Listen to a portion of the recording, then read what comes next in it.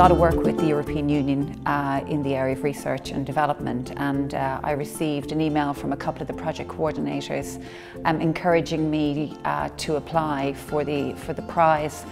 I gave it some consideration, and I talked with my business partner Paul Kiernan, and he really encouraged me to go for it, and that's how I'm here today. I am a role model to encourage women, particularly young girls, into the area of science and technology. A number of years ago, I set up a company, Skytek, in the area of space. We developed technology for the European Space Agency and NASA. For a small Irish company, our technology is on board the International Space Station.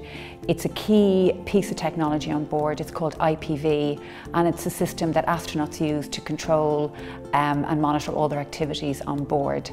Not only do we get the opportunity to work, in the leading edge of the space industry, but we've also taken that technology and been able to commercialise it in non-space sectors such as the security industry and aircraft maintenance.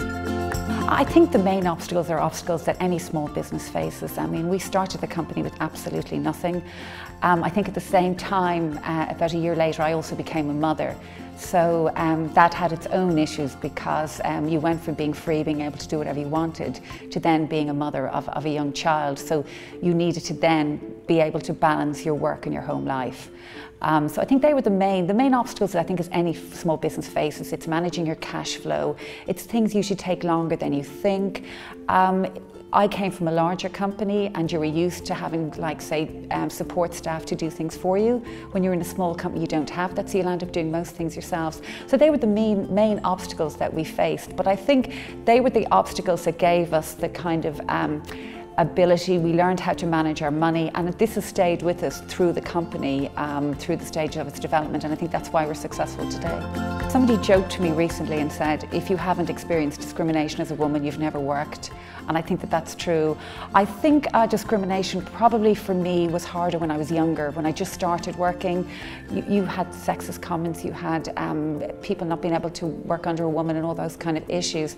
But I think as I've got older, I'm learning how to manage it. I'm able to manage situations, and I think that this is something that, when I talk about being a role model, I think it's very important that people like me kind of share your experiences, both good and bad, and try and mentor kind of younger girls and people coming up through the ranks, and trying to give them some tips and how to manage particular issues. The biggest tip that I would give is work hard, follow your dreams.